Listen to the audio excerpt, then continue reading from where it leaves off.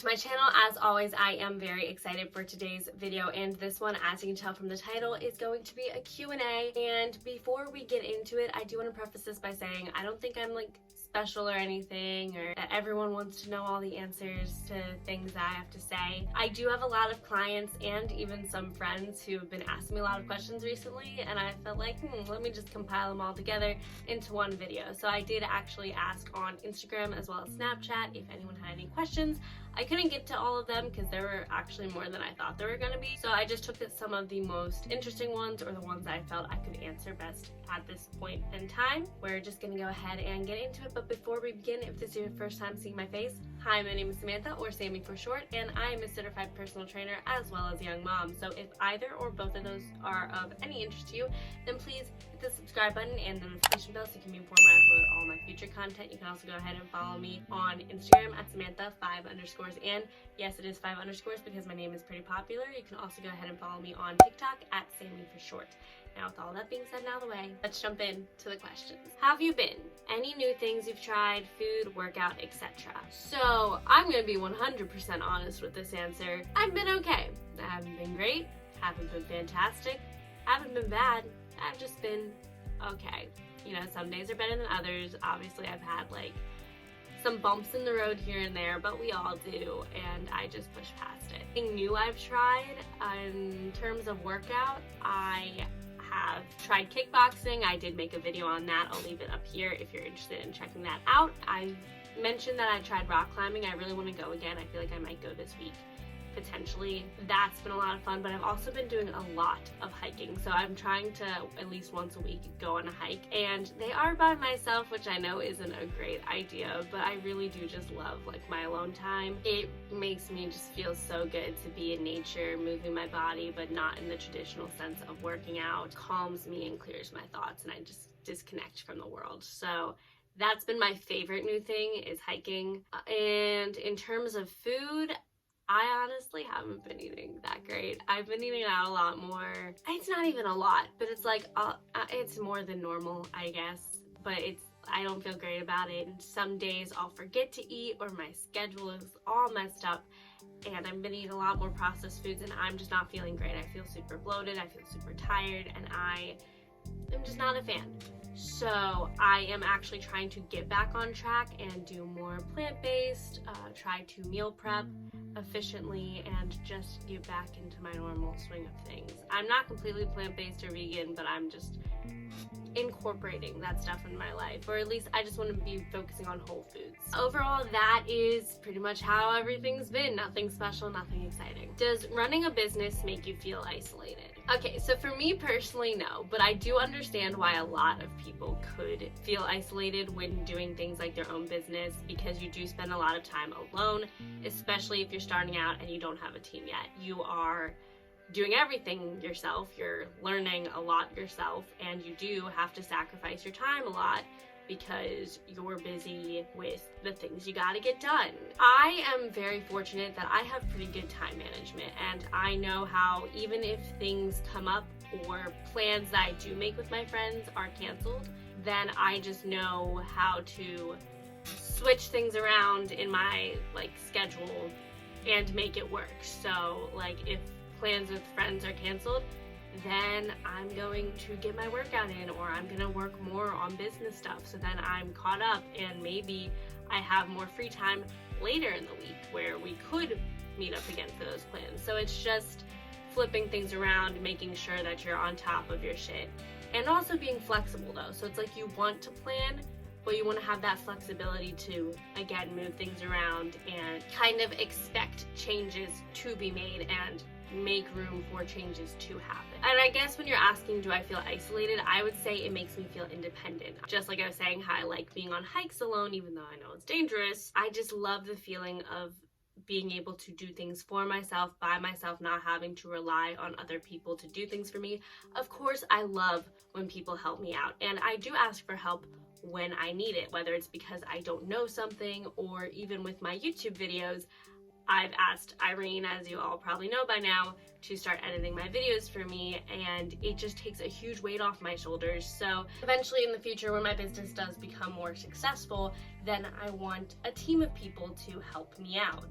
but right now I'm totally content doing it on my own, and it makes me feel so good to learn new things and to create new skills for myself. It doesn't make me feel isolated. I would switch the word to independent. But you also have to be careful with independence, because you do need to be okay and comfortable to ask people for help every so often. What are the benefits of switching up your workouts? So I have done videos on this before. I can leave them up here if you would like to check those out, and I'll also leave them in the description.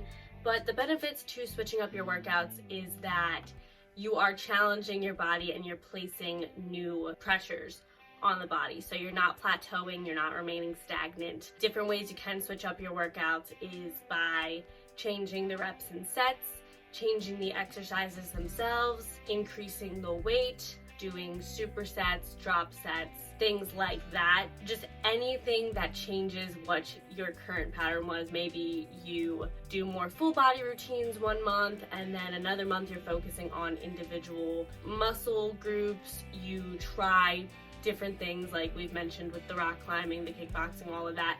Just trying new forms of exercise to not only place new pressures and challenges on your body, but to see what you can do and have new goals. Always have something to work towards, because most of the time when people do start working out, it is with the initial goal of some type of aesthetic look. Most people, want a big butt, or they want abs, or they want bigger biceps, whatever it is.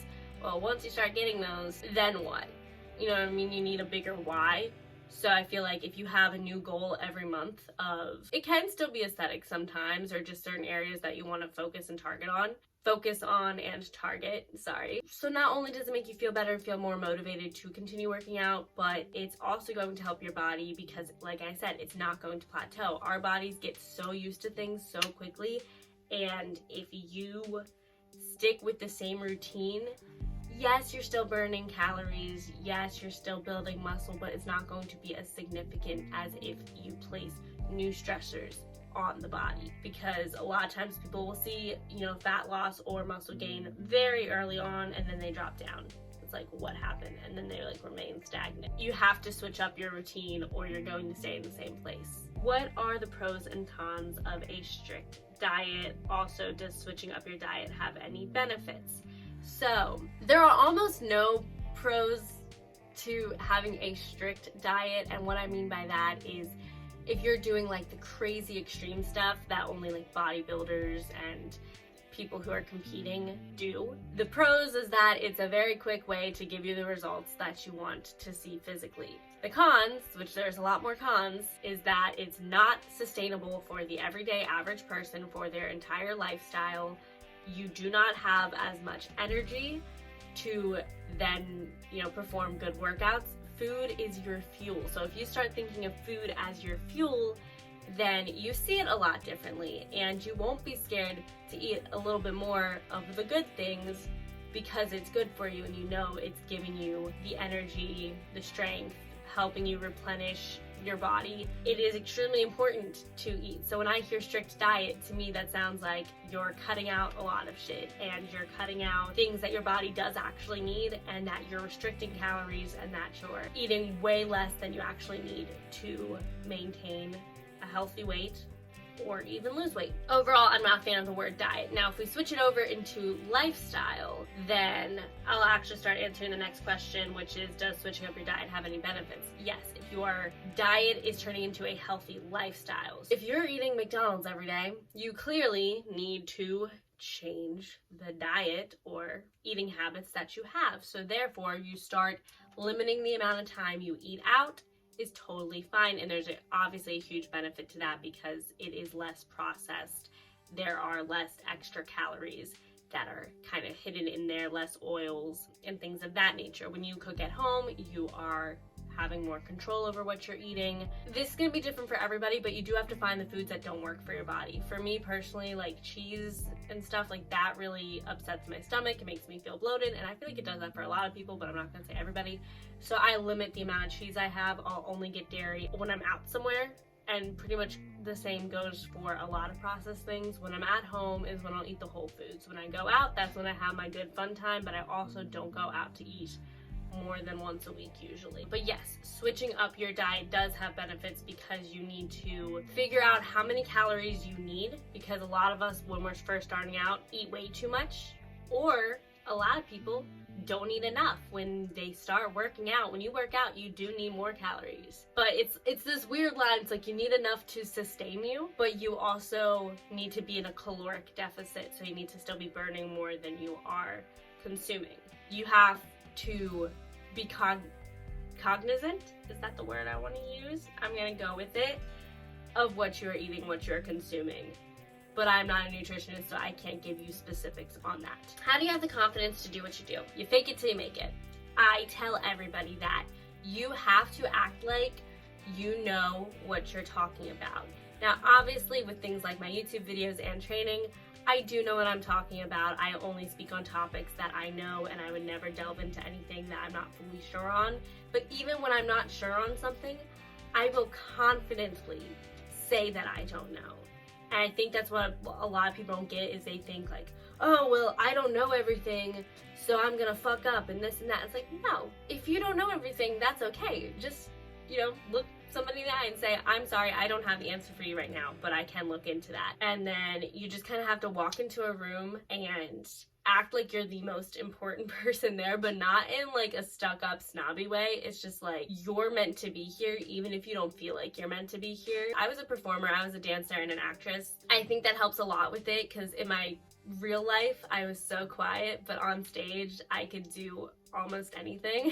And a lot of people always questioned me about that, and I was like, you know what, that's not me, that's a character. Even when I was dancing, I was doing more lyrical pieces, so they were characters, and that helped me a lot. So when I was starting out training or even doing YouTube, it's me, but it's a heightened version of me, and it's still a performance. Like, I'm being my most authentic version I can be while still maintaining that professionalism, but it's the character of the trainer. And I know, I have the confidence that I know what I'm talking about. Playing into this trainer character helps me fake it till I make it, until eventually it just became my personality. And now it's actually very interesting. A lot of people I used to talk to are more awkward than I am in social scenarios, and I feel kind of empowered by that. And once I just started feeling more comfortable in settings and like being the leader kind of, it has really just changed my life a lot. So I'm not gonna say I'm always confident in everything I do, but even if I'm not, you're never gonna know that, because I'll pretend with everything I got that I am in charge of what's going on, of like my own body, feelings, mind, whatever. I hope that answered it. I don't know. Last question, because this video is getting really long. How to stay motivated to be healthy. This one is a little tricky, because like I said, I just recently fell off with the whole eating thing. It is easier to make bad habits than it is to make good habits, but you have to have, for the good habits, a very strong why. And I already mentioned a little bit, I believe, that you can't just do things based off aesthetic purposes, because that's not going to be achievable long term. Okay, you got a big butt, now what? Now I'm done working out? No. You gotta then maintain and then find new goals to focus on. Again, switching up your routine is going to make it so that you're not getting bored. It's going to make it so that you have a new goal every month or every 4 to 8 weeks or whatever it may be. You have to do it for you, not for anyone else. It's so easy to get caught up in this social media world where everybody looks better than you, and well, they can do it, but I'll never be able to because I'm not in their situation and they're so lucky and they're this and they're that. You can't compare yourself to other people, because that will be detrimental at the other end of the day. Now, it is good to use people as inspiration and motivation, but if they are making you feel negative in any way, then it's best to distance yourself from that and just really focus on you. And I can't tell you what your why is going to be. You need to figure that out for yourself. But once you find it, it'll make staying motivated all the better. But also know that you will have good days, you will have bad days, you'll have good months, good weeks, whatever, and vice versa. You'll have bad months and bad days and bad weeks. It's normal, it's okay. Whenever you fall off, you just get right back up again. So I hope I was able to answer your questions. I really feel like I was rambling a lot. Normally I have notes for my videos, but this one was just everything off the top of my head. If you did enjoy it though, please make sure to give this video a thumbs up and comment below if you have any other questions. I'll be happy to answer them, or let me know what other videos you would like to see from me in the future. And with all of that being said, I'm gonna go, but before I do, I want to remind you all to stay positive, be active, and most importantly, do what keeps you healthy.